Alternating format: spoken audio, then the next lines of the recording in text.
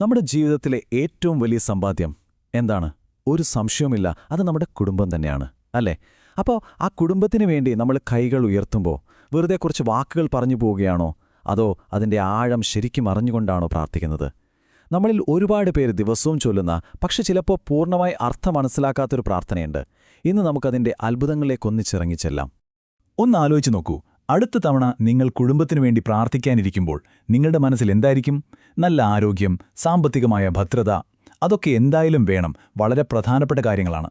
പക്ഷേ അതിനേക്കാളൊക്കെ അപ്പുറം നമ്മുടെ ഉള്ളിൻ്റെ ഉള്ളിൽ വേറൊരാഗ്രഹമില്ലേ? ഈ ഒരു ചോദ്യം മനസ്സിൽ വെച്ചുകൊണ്ട് നമുക്ക് മുന്നോട്ട് പോകാം. ഇതാണ് നമ്മൾ സംസാരിക്കാൻ പോകുന്ന പ്രാർത്ഥന. റബ്ബനാ ഹബ്ലനാ മിൻ അസ്വാജിന വദുർരിയാതിന ഖുർറത അഅ്യുനിൻ വജഅൽനാ ലിൽ മുത്തഖീന ഇമാമ.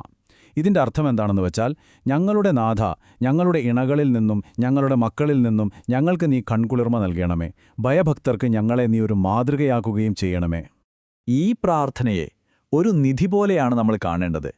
നമുക്കിന്ന് ഇതിൻ്റെ ഉള്ളിൽ ഒളിഞ്ഞിരിക്കുന്ന 3 രഹസ്യങ്ങൾ ഒന്ന് തുറന്നു നോക്കാം.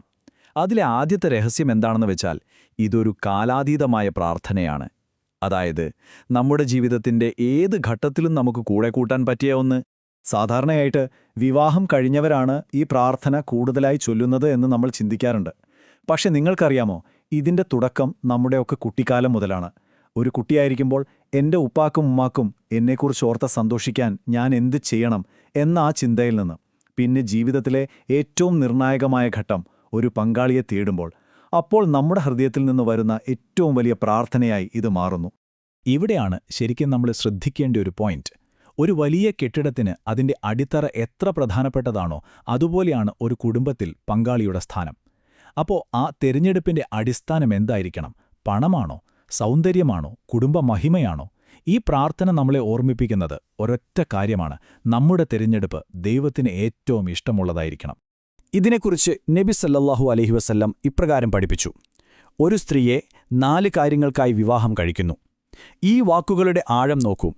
വിശ്വാസത്തിലും നല്ല സ്വഭാവത്തിലും ശ്രദ്ധ കേന്ദ്രീകരിച്ച് നമ്മളൊരു തിരഞ്ഞെടുപ്പ് നടത്തുമ്പോൾ അത് വെറുമൊരു വിവാഹത്തിൽ അവസാനിക്കുന്നില്ല, മറിച്ച് നമ്മുടെ കണ്ണിനും കൽബിനും ഒരുപോലെ കുളിർമ നൽകുന്ന ഒരു തലമുറയുടെ തുടക്കമാണിത്.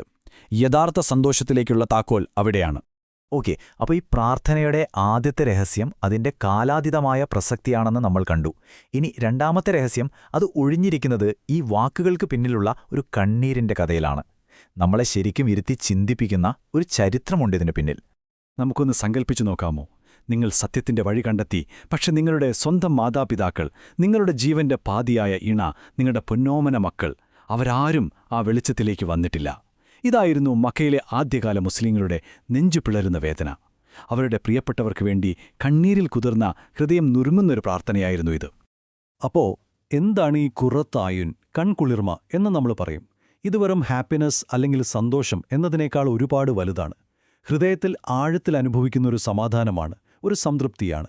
നമ്മുടെ കണ്ണ് ഒരിടത്ത് തന്നെ പിടിച്ചു നിർത്തുന്ന, മനസ്സിന് കുളിര് നൽകുന്നൊരു കാഴ്ചയില്ലേ, അതാണ് ഖുർറത്ത് അയുന്. അറബി ഭാഷയുടെ ഒരു ഭംഗി നോക്കൂ. വേദനയും ദുഃഖവും കൊണ്ട് വരുന്ന കണ്ണുനീരിന് ഒരു ചൂടുണ്ടെന്നും, എന്നാൽ അടക്കാനാവാത്ത സന്തോഷം കൊണ്ട് വരുന്ന കണ്ണുനീരിന് ഒരു തണുപ്പുണ്ടെന്നും അവർ വിശ്വസിച്ചു. അപ്പോൾ ഈ പ്രാർത്ഥനയിലൂടെ നമ്മൾ ചോദിക്കുന്നത് ദുഃഖത്തിൻ്റെ ആ പൊള്ളുന്ന കണ്ണുനീരല്ല, മറിച്ച് മനസ്സ് നിറഞ്ഞ് കവിയുമ്പോൾ വരുന്ന ആ തണുത്ത ആനന്ദ കണ്ണീരാണ്. അപ്പോൾ ഒരു വിശ്വാസിയുടെ ജീവിതത്തിലെ ഏറ്റവും വലിയ വിജയം, ഏറ്റവും വലിയ സന്തോഷം എന്തായിരിക്കും? കോടികളുടെ സമ്പാദ്യമോ വലിയ പദവികളോ ഒന്നുമല്ല, മറിച്ച് തൻ്റെ പ്രിയപ്പെട്ടവർ, തൻ്റെ കുടുംബം ദൈവത്തിനിഷ്ടപ്പെട്ട വഴിയിൽ ജീവിക്കുന്നത് കാണുക എന്നതാണ്. ആ ഒരൊറ്റ കാഴ്ച മതി നമ്മുടെ കണ്ണുകൾ സന്തോഷം കൊണ്ടു നിറയാൻ. അതാണ് യഥാർത്ഥ കൺകുളിർമ. അപ്പോൾ നമ്മൾ 2 രഹസ്യങ്ങൾ കണ്ടു. ആദ്യത്തേത് നമ്മളെയും നമ്മുടെ കുടുംബത്തെയും കുറിച്ചായിരുന്നു. എന്നാൽ മൂന്നാമത്തെയും അവസാനത്തേതുമായ രഹസ്യം അതിനേക്കാളൊക്കെ വലുതാണ്. അത് നമ്മൾ ഈ ലോകത്തുനിന്ന് പോയതിനു ശേഷവും നിലനിൽക്കുന്ന ഒരു പൈതൃകത്തെക്കുറിച്ചാണ്. തലമുറകളെ തന്നെ പ്രചോദിപ്പിക്കുന്ന ഒന്നിനെക്കുറിച്ച്. ആ പ്രാർത്ഥനയുടെ അവസാന ഭാഗം നിങ്ങൾ ശ്രദ്ധിച്ചോ? വജഅൽനാ ലിൽ മുത്തഖീന ഇമാമ. ഞങ്ങളെ ഭയഭക്തർക്കൊരു മാതൃകയാക്കണമേ. ഇത് വെറുതെ എന്നെ ഒരു നല്ല മനുഷ്യനാക്കണേ എന്ന അപേക്ഷയല്ല. അതിനപ്പുറം എന്നെയും എൻ്റെ കുടുംബത്തെയും മറ്റുള്ളവർക്ക് നന്മയിലേക്ക് വഴി കാണിക്കുന്നൊരു വെളിച്ചമാക്കണമേ എന്ന വലിയൊരു അഭിലാഷമാണ്, ഒരു ലീഡർഷിപ്പ് ക്വാളിറ്റിയാണ് ചോദിക്കുന്നത്. ഇത് ലോകത്ത് പേരെടുക്കാനോ പ്രശസ്തി നേടാനോ ഉള്ള ഒരു പ്രാർത്ഥനയല്ല, ഒരിക്കലുമല്ല. മറിച്ച് നമ്മളൊരു വിത്ത് നടുന്നതുപോലെയാണ്. നമ്മൾ ഈ ലോകത്തുനിന്ന് പോയാലും നമ്മൾ നട്ട ആ നന്മയുടെ വിത്തുകൾ വളർന്നു വലുതായി അതിന്റെ തണലും ഫലങ്ങളും വരും തലമുറകൾക്ക് കിട്ടണം എന്നാഗ്രഹമാണ്, ഒരിക്കലും കെട്ടുപോകാത്ത ഒരു ദീപസ്തംഭം പോലെ. ഈ ഒരു ആശയത്തിന് ബലം നൽകുന്ന നബി സല്ലല്ലാഹു അലൈഹി വസല്ലം പഠിപ്പിച്ച ഒരു കാര്യമുണ്ട്. ഒരു വ്യക്തി മരിച്ചാലും പ്രതിഫലം നിലക്കാത്ത 3 കാര്യങ്ങളുണ്ട്. അതിലൊന്ന് അവർക്ക് വേണ്ടി പ്രാർത്ഥിക്കുന്ന ഒരു നല്ല കുട്ടിയാണ്. അപ്പോൾ കണ്ടില്ലേ, നമ്മൾ ഇത്രയും നേരം സംസാരിച്ച ഈ പ്രാർത്ഥനയുടെ ഏറ്റവും വലിയ ലക്ഷ്യങ്ങളിലൊന്ന് അതുതന്നെയാണ്. അപ്പോൾ ചുരുക്കി പറഞ്ഞാലെന്താണ്?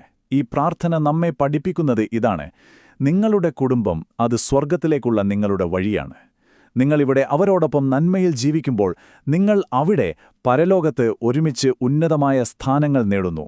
ഈ ലോകത്തെ നമ്മുടെ കുടുംബജീവിതം പരലോകത്തേക്കുള്ള നമ്മുടെ ഏറ്റവും വലിയ ഒരു ഇൻവെസ്റ്റ്മെന്റായി മാറുകയാണ്. ഈ പ്രാർത്ഥനയൊക്കെ കഴിഞ്ഞ് തൊട്ടടുത്ത ആയത്തിൽ ഖുർആൻ എടുത്തു പറയുന്നൊരു വാക്കുണ്ട്, സൊബ്ർ, അതായത് ക്ഷമ. എന്തുകൊണ്ടായിരിക്കും അത്? കാരണം ഇത്രയും മഹത്തായൊരു കുടുംബത്തെ കെട്ടിപ്പടുക്കാനുള്ള യാത്ര അത്ര എളുപ്പമുള്ള ഒന്നല്ല. ഒരുപാട് ക്ഷമ വേണം. ആ ക്ഷമയ്ക്ക് സ്വർഗ്ഗത്തിൽ ഏറ്റവും ഉന്നതമായ സ്ഥാനമാണ് പ്രതിഫലം എന്ന് അല്ലാഹു നമുക്ക് വാഗ്ദാനം ചെയ്യുകയാണ്. അപ്പോൾ നമ്മൾ ഇത്രയും കാര്യങ്ങൾ ചർച്ച ചെയ്തല്ലോ. ഈ പ്രാർത്ഥനയെക്കുറിച്ചുള്ള ഏത് പുതിയ ചിന്തയാണ്, ഏത് ഉൾക്കാഴ്ചയാണ് നിങ്ങളുടെ ഹൃദയത്തിൽ ഏറ്റവും കൂടുതൽ തട്ടിയത്? ജീവിതത്തിന്റെ എല്ലാ ഘട്ടത്തിലും ഇത് കൂടെയുണ്ടെന്ന തിരിച്ചറിവാണോ? അതോ സന്തോഷത്തിന്റെ ആ തണുത്ത കണ്ണുനീരെന്ന ആശയമാണോ? അല്ലെങ്കിൽ വരും തലമുറകൾക്ക് വേണ്ടി ഒരു പൈതൃകമുണ്ടാക്കുന്നതിനെക്കുറിച്ചുള്ള ചിന്തയാണോ? നിങ്ങളുടെ മനസ്സിൽ വന്ന ആ ആശയം എന്തായാലും താഴെ കമന്റ് ബോക്സിൽ പങ്കുവയ്ക്കുമല്ലോ.